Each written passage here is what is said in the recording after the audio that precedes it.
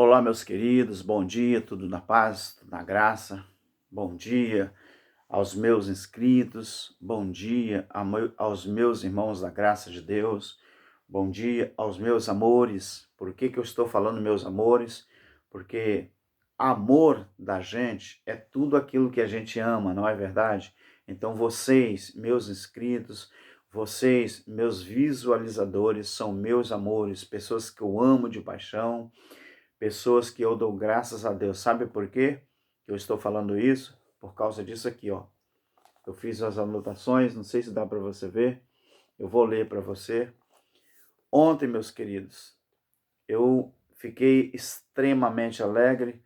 Ontem, graças a Deus, nós chegamos ao número de 300 inscritos. 300 inscritos. E sabe a quem eu devo esta bênção, essa graça? A vocês. Eu, Alberto, eu sou só um. Eu não conseguiria chegar a essa marca sozinho. Primeiro Deus, depois vocês que têm me ajudado, vocês que têm divulgado o meu canal, vocês que têm nos ajudado. 99,9% todos os comentários são positivos. Tem uma abençoada que é realmente uma abençoada. Ela começou a colocar uns comentários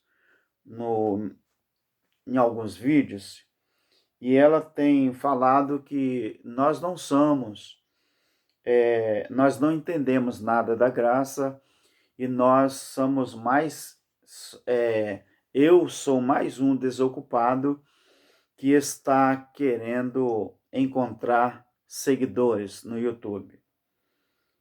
E eu quero dizer para ela que eu não sei o significado do termo desocupado. Desocupado. Eu não vou explicar o que é mas eu acredito que todas as pessoas que, pelo menos, entendem o vernáculo do português, sabem o que é né? E sabe o que é desocupado. Então, a essa irmã abençoada, eu vou deixar para que os meus comentaristas, se alguém quiser, pode responder ela, responda com educação, tá bom, meus queridos? E ela falou nos comentários que nós somos desocupados, e nós queremos seguidores. Primeiro, o principal objetivo, eu acredito assim, e creio que seja isso, o principal objetivo dos ensinadores da graça é arrancar as pessoas que estão no sistema religioso. Ela fala que nós, da graça, queremos tirar as pessoas da igreja. Só para lembrar para ela que igreja não é organização. Igreja é organismo vivo. Igreja não é templo, quatro paredes. Igreja não é placa de denominação. Igreja não é uma instituição com CPF. Igreja é o corpo de Cristo. Igreja são pessoas. Colossenses 1:18, Colossenses 1:24, Efésios 3, Efésios também capítulo 5. Então, 1 Coríntios capítulo 3, 1 Coríntios capítulo 6, Apocalipse capítulo 21, João capítulo 14, o edifício, a cidade de Deus espiritual é que é a igreja. Igreja não é instituições que arrancam o dinheiro das pessoas, arrancam a paz das pessoas, arrancam a felicidade das pessoas. Igreja de Cristo é o corpo de Cristo. E esse corpo é espiritual. Então, minha irmã, um dia, talvez a irmã vai entender a graça. Minha querida, quando eu comecei a ver o primeiro vídeo que eu vi na minha vida da graça foi o vídeo do pastor Geraldo Moraes. Pastor não, ele não se intitula pastor. E é verdade.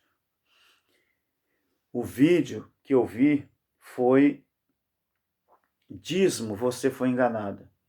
E eu sou suficientemente humilde para reconhecer que eu já falei desse irmão, falei, eu desconjurei, mas eu esbravejei, mas só que eu fui humilde o bastante para ir para a palavra, para ir para a Bíblia.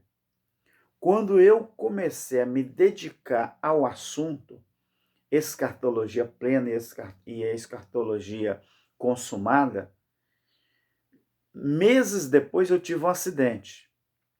Nesse acidente, eu fiquei 3 dias passando por um processo de praticamente coma.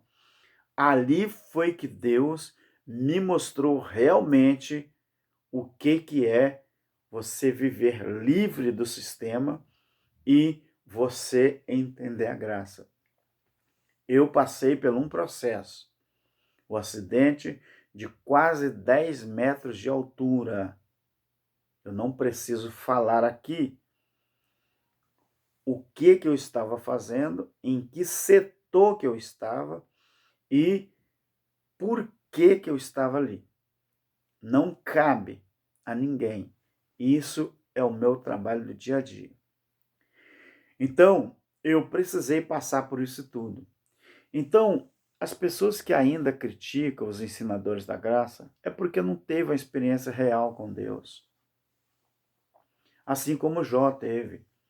Então, a irmã continue criticando, porque a maioria dos ensinadores da graça também foram assim. A maioria das pessoas que estão em graça hoje também criticaram.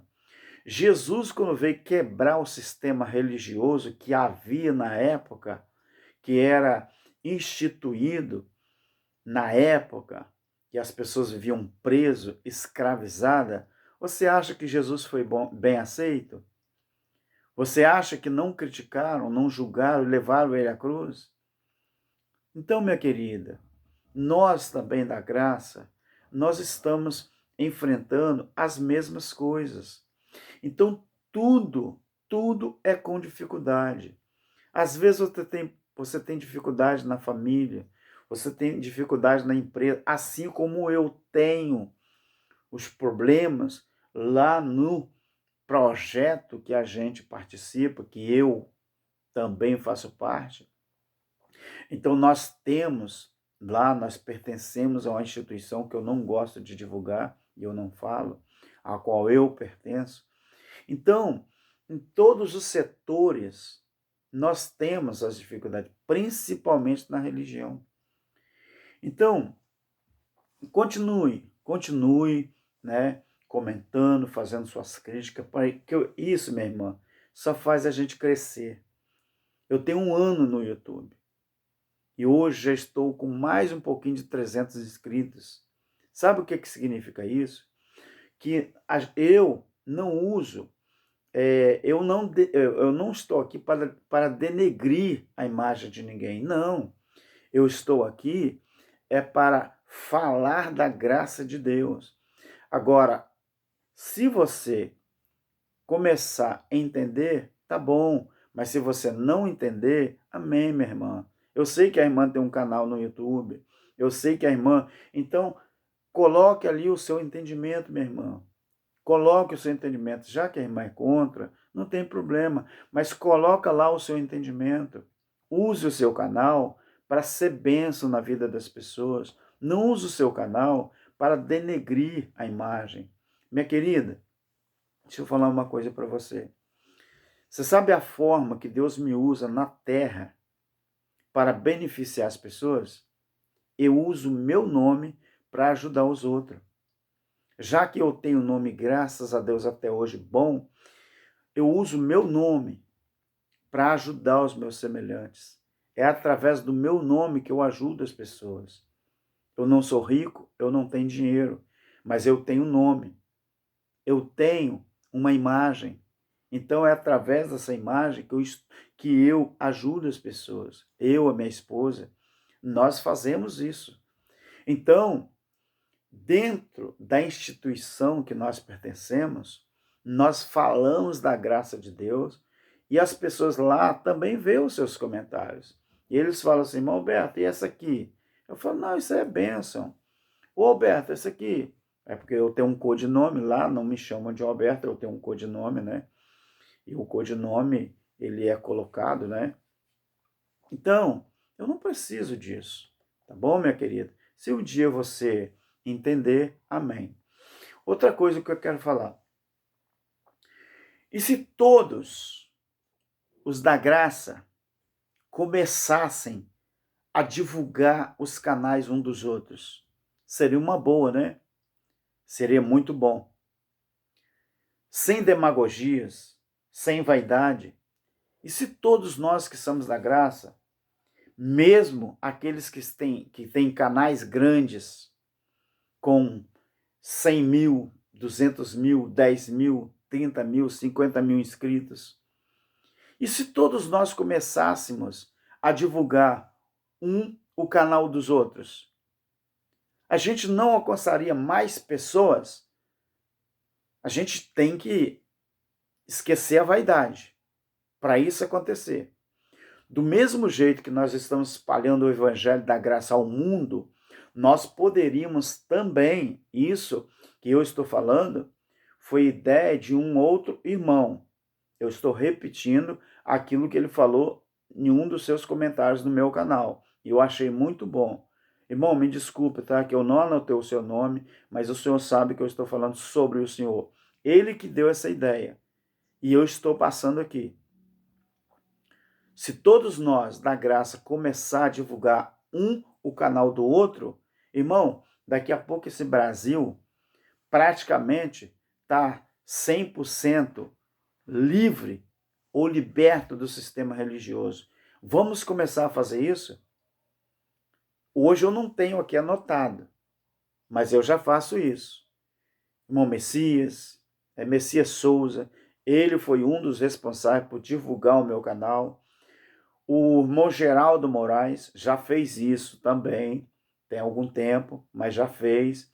O irmão Júlio Chaves, lá na João Pessoa, na Paraíba, também já fez, tá bom? Então, tem um canal do nosso irmão Elcio de Jesus, irmão Cristiano França, irmão Elivelto, não é? Irmão André Pimentel, entendeu, meus queridos? Então, e tem muitos outros. Tem muito irmão Zé Coelho, que é um canal novo que está começando agora.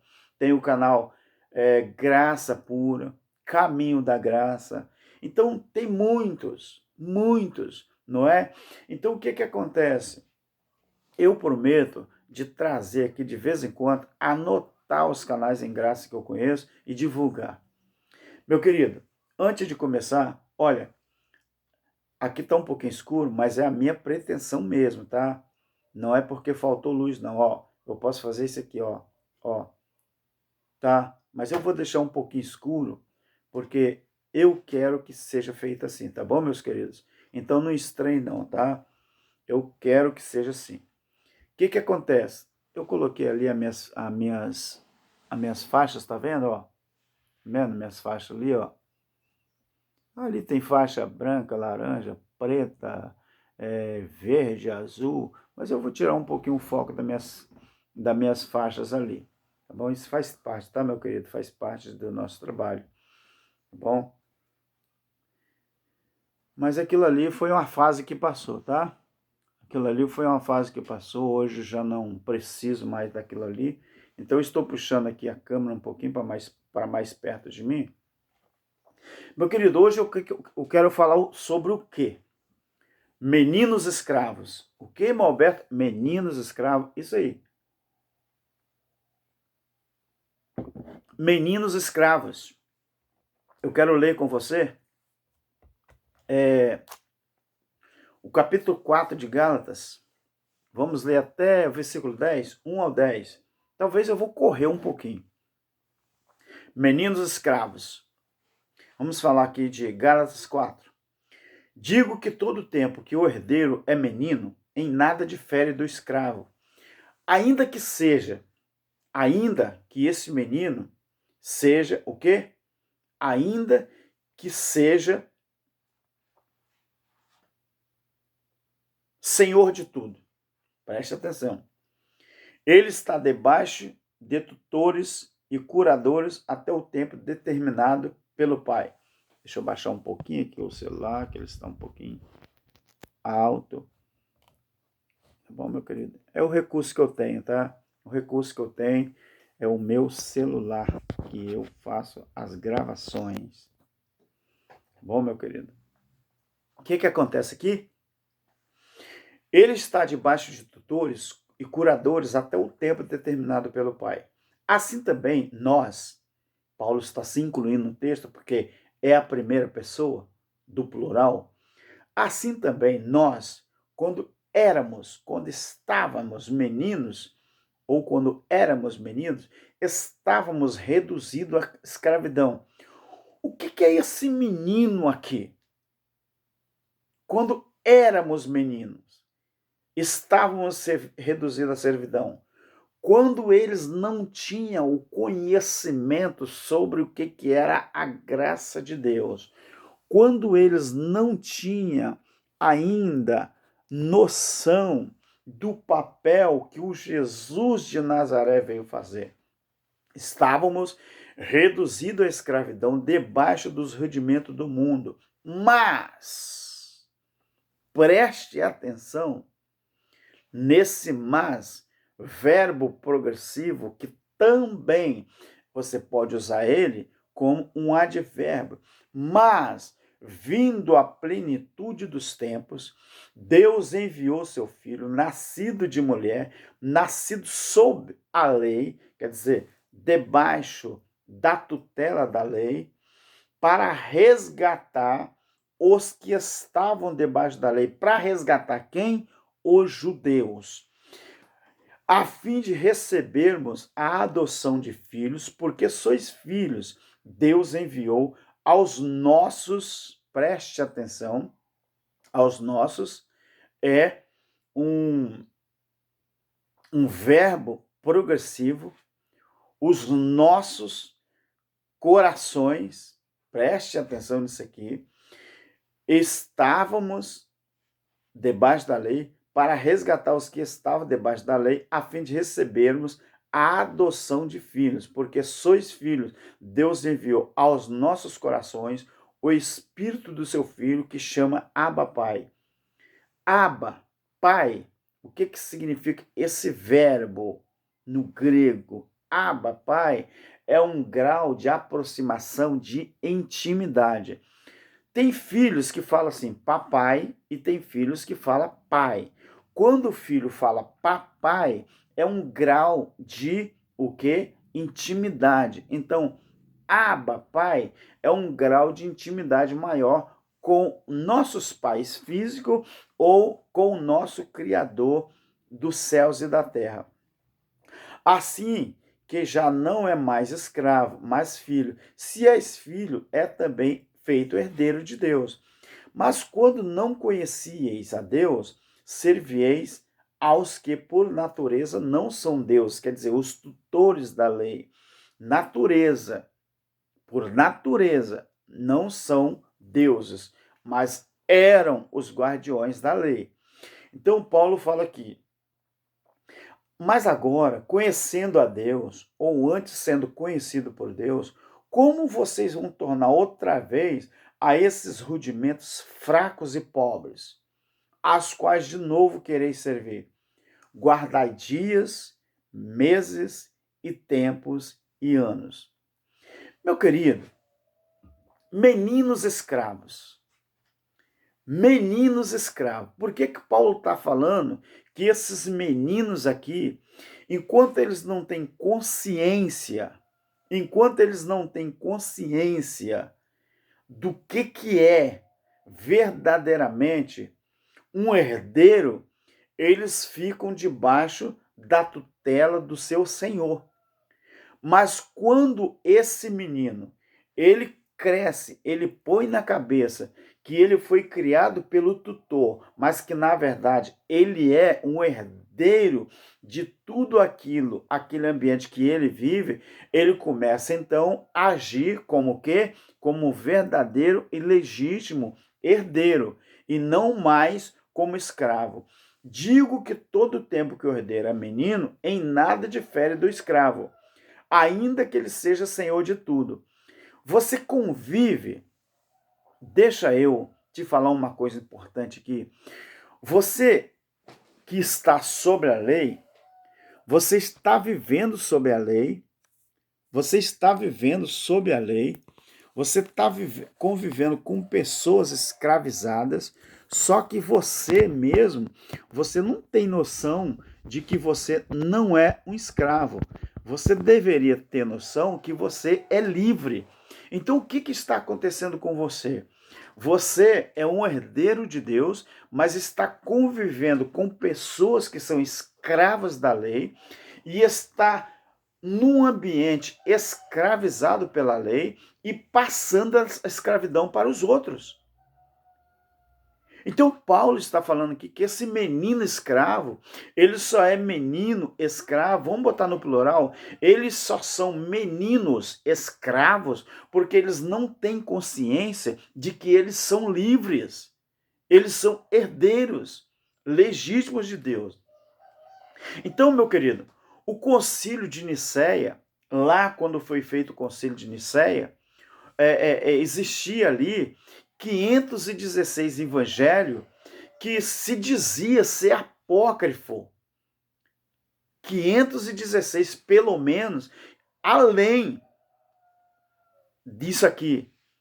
Então, naquele concílio, quando foi reunido para ver qual o evangelho, qual o livro que entraria no cânon sagrado ou não, existia pelo menos 516 evangelhos ali que se dizia ser apócrifo. Então você pode me perguntar, qual foi o critério que eles usaram para dizer se aquele livro podia ser aceito ou não no cânon sagrado? Quando você observa, graças a Deus que eu tenho, o livro de Enoque, você observa que o livro de Enoque, ele é relatado por Paulo, ele é relatado por Pedro. Agora, por que certas passagens se interessou e entrou no cânon sagrado e o livro não entrou? Porque o concílio quis omitir informações precisas que nós deveríamos saber e ter acesso hoje. Mas o sistema religioso não quis. Então, o que acontece? Já que isso, meu querido, já que isso aconteceu, então cabe a nós buscarmos informações cada vez mais precisas para nós termos certeza daquilo que nós falamos ou daquilo que nós ensinamos. Porque a palavra de Deus, meus queridos, ela tem todas as informações que nós precisamos. Basta nós querermos. A Bíblia, ela tem pergunta, ela tem resposta. Para nós, basta a gente querer. Então, o que acontece? Jesus de Nazaré era a manifestação de quem? Aquele menino que nasceu no ventre de Maria, que tinha que morrer como ser humano para resgatar os judeus que viviam sob a tutela da lei. Mas essa lei, chamada de velho contrato, chamado de velha aliança, essa era a lei das ordenanças, a velha aliança.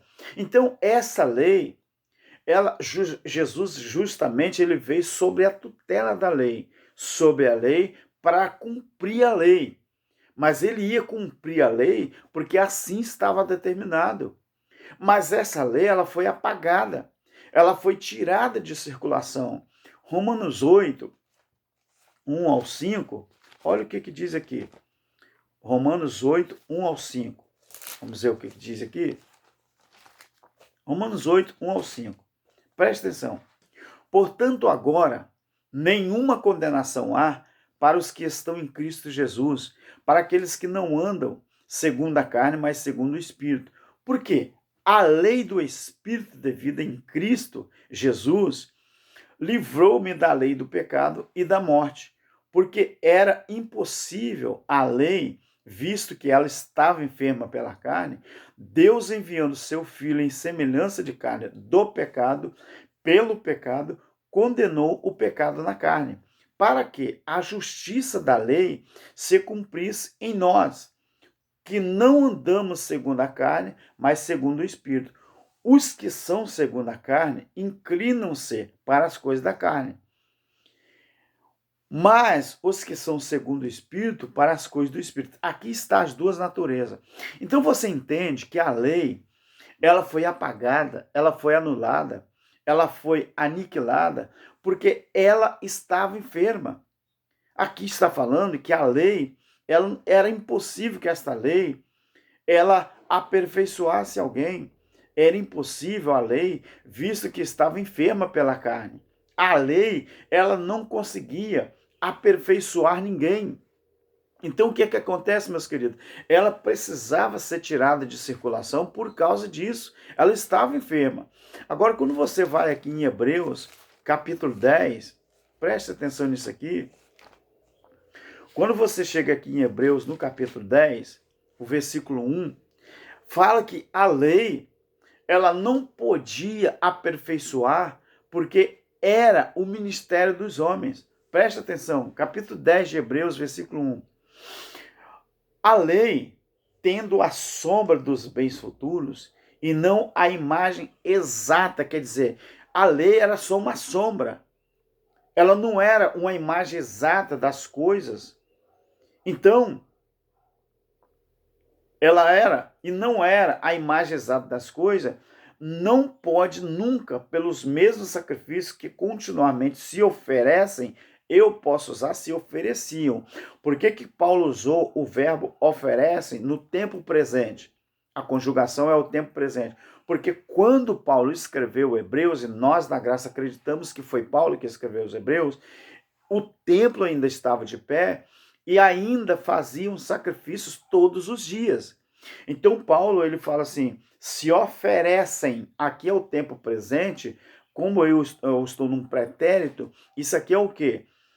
Paulo está dizendo que ainda existe, ainda há o verbo existir, o verbo há, existir, se oferecem de ano em ano a aperfeiçoar os que se chegam ao culto. Preste atenção.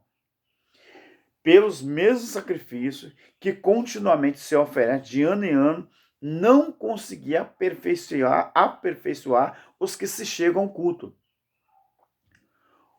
Os templos religiosos que estão de pé hoje, em pleno século XXI, com os cultos que existem lá dentro, as ordenanças que existem lá dentro, as campanhas, os dízimos, as ofertas, os jejuns, as santas ceias, entre aspas, todas essas ordenanças que existem no tabernáculo terrestre, aquele tabernáculo que Paulo, em Atos 17, e Estevão, em Atos 7, fala que Deus não habita mais nesses templos, porque o verdadeiro templo, muita gente ainda não entende que o verdadeiro templo, hoje espiritual, é o meu corpo, é o seu corpo. Isso que eu estou fazendo aqui é o quê? É se alimentar da palavra de Deus. Em graça, nós nos alimentamos da palavra de Deus. Os crentes que vivem pela lei, eles se alimentam dos rituais nos cultos no tabernáculo terrestre. E os rituais é tudo isso que eu te falei. Mas esses rituais, a Bíblia fala que quem vive pela lei não pode aperfeiçoar quem chega aos cultos ou quem vai aos cultos. Por quê? Porque quem aperfeiçoa não é mais o ministério dos homens. A lei, ela não podia aperfeiçoar porque era o ministério dos homens. Então as pessoas não acreditam que só quem consegue nos aperfeiçoar espiritualmente é o ministério do Espírito.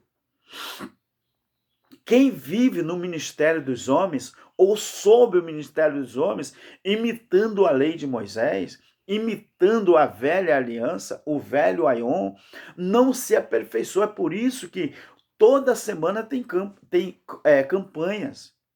Toda semana é os mesmos rituais. Todos os dias de culto é os mesmos rituais. Por quê? Porque aquela lei, esses rituais não aperfeiçoam ninguém. Então, os da graça, meus queridos, nós estamos aperfeiçoados em Cristo Jesus. Estamos aperfeiçoados no nosso espírito. Então, as pessoas têm dificuldade de entender isso. Então, a graça, ela purifica. Por quê? Porque trabalha no espírito. A graça, ela purifica porque ela trabalha no espírito. Ela não trabalha na nossa carne. A nossa carne, ela é imperfeita. A nossa carne, ela vai voltar para o pó. Agora, o nosso espírito, não. E muita gente diz, meus queridos, que nós é que somos primitivos. Nós é que somos primitivos? Primitivo como? Então, os da graça, nós aumentamos o nosso conhecimento, aumentamos o nosso entendimento para se libertar da religião. E muita gente fala que, sabe quem é primitivo, meus queridos? Primitivos somos nós, que para fazer uma conta simples, nós temos que usar calculadora. E antigamente, há 2.000 anos atrás, essas construções megalíticas que existem, que os homens faziam. Então, nós é que somos primitivos, que não entendemos, muita gente não entende a graça de Deus, mesmo ela estando estampada aqui, ó. Tem muita gente, meus queridos, que é dispersivo. O que é dispersivo? A pessoa que nós fazemos um trabalho, Deus coloca aqui, ó, a palavra. O crente religioso, o crente evangélico, ele é dispersivo. Por quê? Ele pega a Bíblia dele só quando vai para os templos. Quando chega no templo, ele coloca a Bíblia dele em cima do banco. Quando ele volta do templo, ele coloca a Bíblia no mesmo lugar que estava dentro de casa, ou em cima da escrivaninha, ou em cima da estante, ou em cima do guarda-roupa, em cima do armário, e só vai olhar ela de novo quando vai para o templo outra vez. E a gente que fica a semana inteira, quando a gente chega no nosso trabalho, eu tenho tempo para estudar, porque o meu trabalho é pela madrugada, e vara uma parte da manhã, a parte da tarde estou em casa estudando, escrevendo e também colocando as matérias tudo selecionadas para me dedicar ao meu canal no YouTube, para espalhar a mensagem da graça de Deus. Então, muita gente fala que existiu um tempo primitivo. Não, meu querido. Primitivo é aqueles que ainda não querem entender a graça de Deus, porque não quer estudar, não quer ter conhecimento da palavra de Deus. Então, muito crente, ele é dispersivo, porque ele não gosta de estudar a Bíblia, ele se distrai com qualquer coisa. Então, nós observamos que nós estamos aqui fazendo o trabalho da graça de Deus. E as pessoas que se libertaram do sistema religioso e vieram pela graça, vieram para a graça, sabe por quê? Porque justamente são pessoas que se interessaram e se interessam pela leitura da palavra de Deus.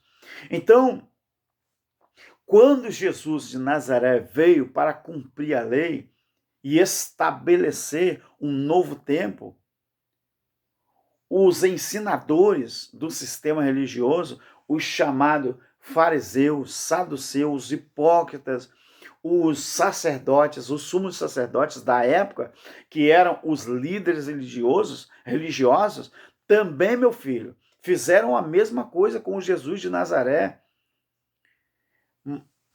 Meteram o pau, meteram o cacete, chamaram ele de Baal-zebub, que é um deus mosca, né? Adorado por aquele povo daquela época também. Então, aquele velho contrato, ele foi anulado.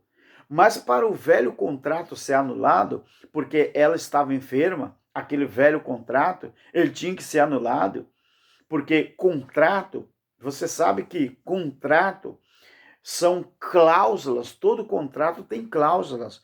E naquele contrato, aquele velho contrato que foi feito, ele tinha ali as suas cláusulas. Mas as suas cláusulas, não, os judeus não conseguiam cumprir.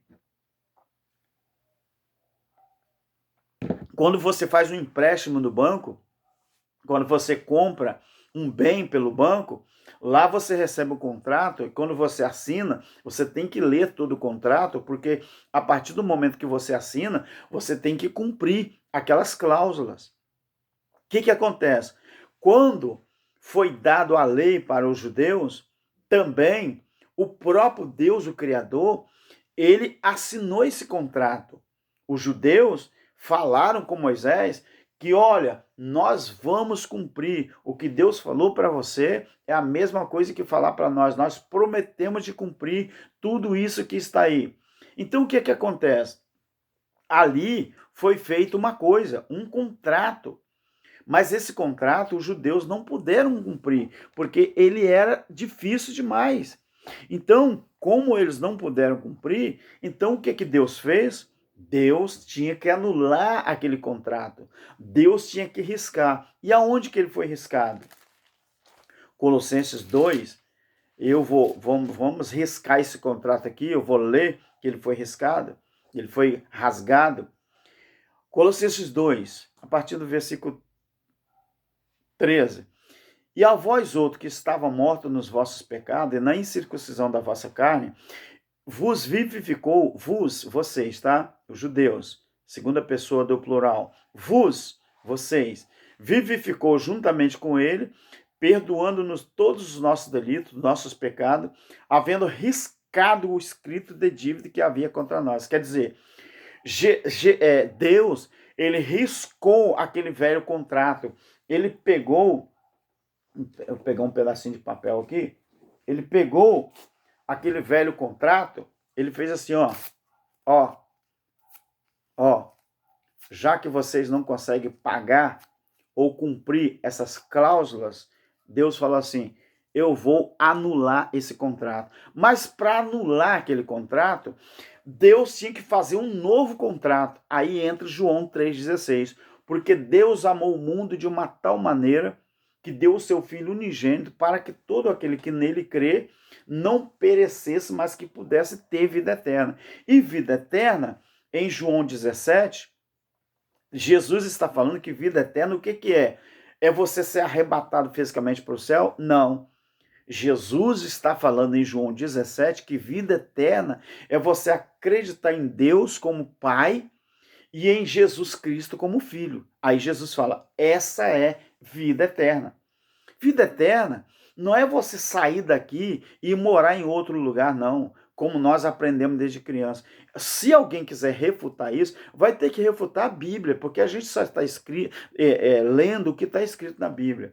Então foi escrito um novo contrato, aqui em 1 Coríntios 2:2, 1 Coríntios 2:2, fala assim, é 1 Coríntios mesmo? 1 Coríntios, capítulo 2, versículo 2. Jesus Cristo ressuscitado, olha só. 1 e 2. E eu, irmãos, quando fui ter convosco, anunciando-vos o testemunho de Deus, não fui com sublimidade de palavra, quer dizer, ele não foi com retórica humana. A palavra sublimidade, resumindo, retórica humana. Não fui palavra de sublimidade de palavra ou de sabedoria humana, né? Então, ele não foi com excelência, com grandeza, ele não foi com retórica humana, pois nada me propus saber entre vós, senão a Jesus Cristo, a este crucificado. Então, este Jesus crucificado aqui é aquele que veio para substituir aquele velho contrato, aquela velha lei. Infelizmente, muitos crentes não sabem fazer a diferença entre o Jesus de Nazaré, que veio para cumprir a lei, para pagar o preço que a lei exigia, 6:23 de Romanos, não é? Porque o salário do pecado é a morte, mas o dom gratuito de Deus é a vida eterna. Por quê? Porque em Hebreus, capítulo 9, versículo 22, fala, quase todas as coisas antigamente, na lei, tinha que ser feito, deixa eu ler, porque com sangue. Hebreus 9:22. Olha o que diz aqui. Quase todas as coisas, segundo a lei, se purificavam com sangue, e sem derramamento de sangue não havia remissão. O verbo transitivo, remissão, para você que não entende muito a língua portuguesa, mas esse remissão aqui é um verbo transitivo. O que quer dizer esse verbo transitivo? Remissão quer dizer adquirir de novo, quer dizer conseguir resgatar outra vez. Então o verbo transitivo, remissão, quer dizer adquirir de novo ou conseguir resgatar outra vez. Então é um verbo transitivo, a palavra remissão, tá bom, meu querido? Então, para você entender, então esse Jesus ressuscitado, ele veio justamente para pagar o preço que, anulando aquela lei, ela até podia ser anulada, desde que ela tivesse um preço pago. E esse preço, ele requeria sangue derramado. Quase todas as coisas na lei só se purificavam com sangue. Porque onde havia testamento, onde havia remissão, tinha que haver sangue. Então o salário que, para você acabar com aquele pacto, ela exigia que fosse derramado sangue. Você lembra que Deus pediu a Abraão para sacrificar Isaac, mas Deus não permitiu que Isaac fosse morto, porque a promessa não era para Isaac. A Bíblia diz em Gênesis 3:15 que era para o filho do homem. Era para o filho do homem. Era o semente da mulher que viria num futuro próximo ou incerto que veio. Então, quando você observa a graça, a nova aliança, esse novo contrato, a certeza, meu querido, da obra completa está em Apocalipse 19, o versículo 10, que fala assim: o testemunho de Jesus é o espírito da profecia. Mas quantas pessoas que não acreditam nisso? Então, você acha, meu querido, que isso que está aqui, ó, o testemunho de Jesus é o espírito da profecia. Agora observe Mateus, no capítulo 24, e o verso 14. Observe isso aqui. Você acha que isso aqui é o quê? Olha só. E este evangelho do reino, isso aqui, palavra falada por Jesus, será pregado em todo o mundo, em testemunho a todas as nações. Aí então vai vir o fim. Meu querido, a pregação do evangelho, do reino, não o da graça, do reino naquela época, era uma propagação que os apóstolos, os discípulos tinham que fazer, porque aquela pregação daquele evangelho do reino, ele tinha que ser pregado porque aquela pregação ia servir como testemunho de que Cristo veio inaugurar ou ele veio anular o velho pacto e ia inaugurar um novo pacto. Então, essa pregação desse evangelho ia servir como testemunho. O que é, meu querido, um testemunho? Vamos, Lucas 21, 12, 13. Lucas 21, 12, 13. Observe isso aqui. Lucas 21, 12, 13. Mas antes de todas essas coisas, mas antes de todas essas coisas, lançarão mão de vós, vós os judeus, que Jesus está se referindo aos judeus, aos discípulos judeus. Lançarão mão de vós, presta atenção, e vos, o verbo aqui é transitivo, vos, tá? Vos é a segunda pessoa do plural. Esse verbo aqui é a segunda pessoa do plural. Não é transitivo não, tá? A segunda pessoa do plural. Vos perseguirão, entregando-vos às sinagogas e às prisões, e conduzindo-vos à presença de reis, governadores, por causa do meu nome. A religião traz isso para os dias de hoje, mas isso aqui cumpriu nos dias da grande tribulação. Isto vos acontecerá, quer dizer, isso acontecerá com vocês para testemunho. Meu querido, isso aqui tinha que acontecer, Porque isso aqui era prova, era testemunha de que os aions foram mudados os contratos. Então isso aqui é o que está acontecendo aqui. A grande tribulação tinha que acontecer, e essa perseguição em cima dos discípulos, em cima daqueles que foram chamados para testemunhar a mudança de aion, a mudança de lei, a transição, isso aqui ia acontecer porque era o resultado da mudança do aion, a mudança do contrato. Hoje, Deus está mudando outra vez o raciocínio das pessoas para eles entender que até hoje, depois que Paulo morreu, muita gente ficou limitado à escravidão do sistema religioso. Então, Deus está usando os ensinadores da graça como testemunha de que os aions estão mudando. As pessoas estão se libertando do sistema religioso e estão entendendo a graça, e nós, como somos criticados e estamos aí sofrendo várias torturas espirituais e psicológicas, isso que está acontecendo com a gente é para testemunha de que verdadeiramente os aions estão mudando e o conhecimento está chegando às pessoas. Por isso que nós, os ensinadores da graça, nós vamos ignorar essas críticas, nós estamos ignorando essas contendas, porque nós sabemos que isso está acontecendo é para testemunho. Então, meu querido, você observa isso, que sobrevirá para que dês testemunho. Então, eu quero te falar uma coisa interessante, que eu me lembrei de uma coisa aqui, e eu vou falar. Na justiça comum, porque eu posso falar isso, sabe por quê? Porque eu não vou falar nome, mas eu posso mencionar. A minha família é uma família de tradição militar.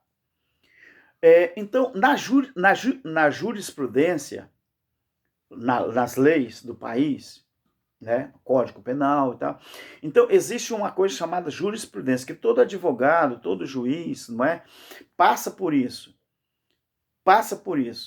Então eles têm que aprender. Na jurisprudência existe umas leis que, quando você coloca um processo contra alguém, quando o advogado te diz assim, olha, você tem que arrumar para mim 2 ou 3 testemunhas, o advogado sabe que aquela testemunha que você vai arrumar, ela tem que ser uma testemunha de confiança, e ela não pode mentir lá no tribunal. Então a jurisprudência ensina que se o advogado descobrir que aquela testemunha tem algum rabo preso com a justiça, aquela testemunha ela não serve ou não vai servir para testemunhar ao seu favor. Por quê? Se aquela pessoa, aquela testemunha que foi arrumada, se o advogado descobrir que ela tem rabo preso com a justiça, aquela testemunha pode fazer você perder o processo, perder a causa. Então, a jurisprudência ensina isso. Então, meus queridos, quando você arruma essa testemunha tem que ser fiel, para que o processo ele não seja perdido, para que o advogado ele não perca a causa devido às testemunhas que você arrumou. Então, eu quero te falar uma coisa. Por que Isaías 43:10, Deus se referia ao povo de Israel como testemunho dele? Deus falou assim, vós sois minha testemunha, diz o Senhor. Imagina no século 21, esses crentes que estão criticando os ensinadores da graça, porque eles defendem a linha doutrinária chamada futurista. Imagina então se eles não tiverem 100% de certeza do que eles estão falando. Eles estão dizendo que nós é que estamos errados. Não tem problema. A Bíblia é que está certa. E nós se baseamos na Bíblia.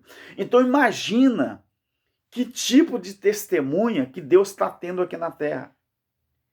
Então, se Deus escolheu as pessoas como testemunha, é porque essas testemunhas não pode anular o novo contrato que Deus fez com o povo. E esses que estão denegrindo a imagem dos ensinadores da graça, eles é que estão fazendo. Deus não vai perder o processo. Deus não vai perder o contrato. Deus não vai perder a nova aliança. Mas essas pessoas, eles estão fazendo um desfavor à graça de Deus. Então, por que eu estou falando isso? Isaías 43, 25 e 26. Eu não vou ler. Mas sabe o que diz ali? Deus fala assim, procure lembrar, falando com o povo de Israel. Eu vou ler, né? É melhor ler. Isaías, eu tenho um tempinho aqui ainda.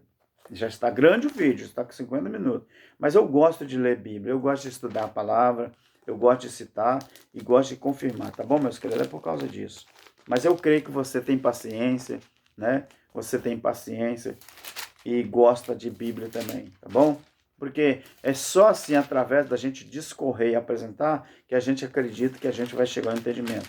Isaías 43, 25 e 26, fala assim, eu mesmo sou o que apago as tuas transgressões, apaga. Já falava isso no velho Aion. Apago as suas transgressões por amor de mim. É por amor seu ou é por amor dele? Não, é por amor dele. E dos teus pecados não me lembro.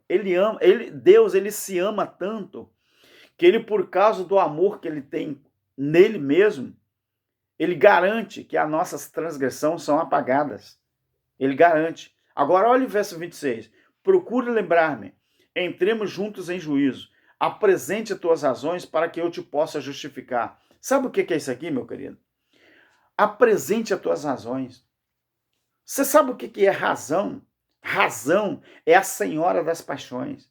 A justiça e a piedade é a base da razão. Deus aqui está mostrando que a razão é a senhora das paixões. Deus está mostrando aqui nesse versículo que a justiça e a piedade é a base da razão.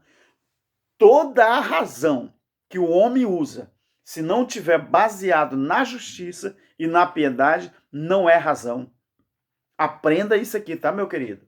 Então, vamos comparar João 8, 17 e 18. João 8, 17 e 18, que fala assim, olha, João 8, 17 e 18, olha o que fala aqui.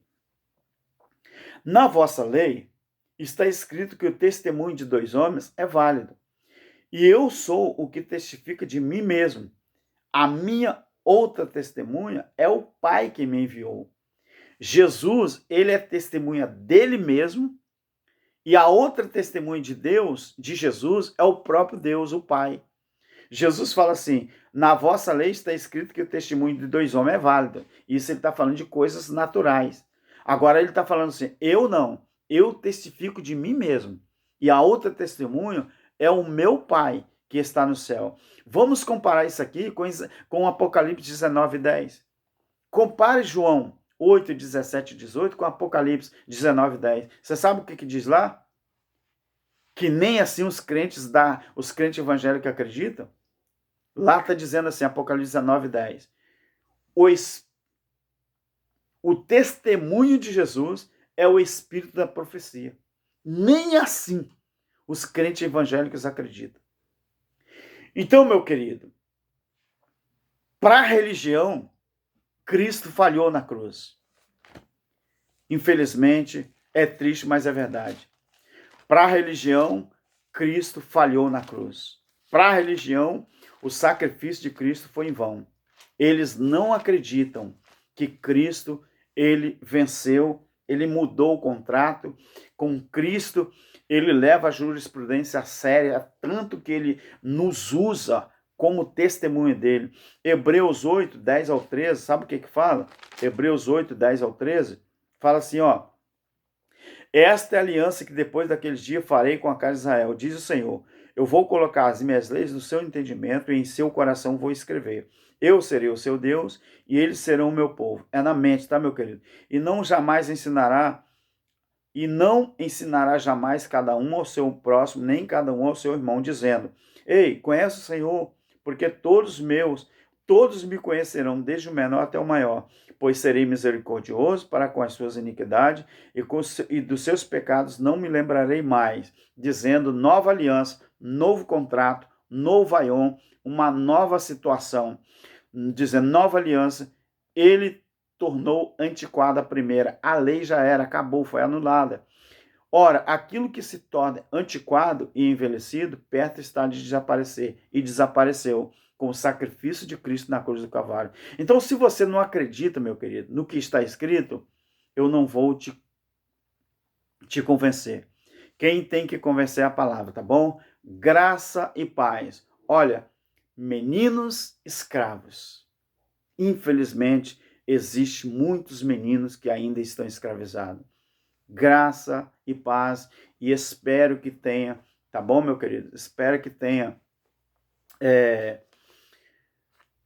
colocado na sua mente, principalmente aqueles que ainda não entenderam a graça de Deus, espero que tenha contribuído mais um pouco para o seu conhecimento, o seu entendimento.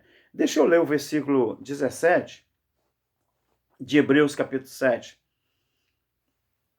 Hebreus capítulo 10, melhor. Deixa eu ler aqui o versículo 18, que fala assim, ó. Onde há remissão destes, não há mais oferta pelo pecado. Remissão é um verbo transitivo que quer dizer resgatar outra vez, adquirir de novo. Está dizendo aqui, onde há remissão destes, não há mais oferta pelo pecado. Ei, Jesus arrancou, Jesus tirou o seu pecado, porque pecado era a transgressão da lei. 1 João capítulo 3, versículo 4. Tá bom, meu querido?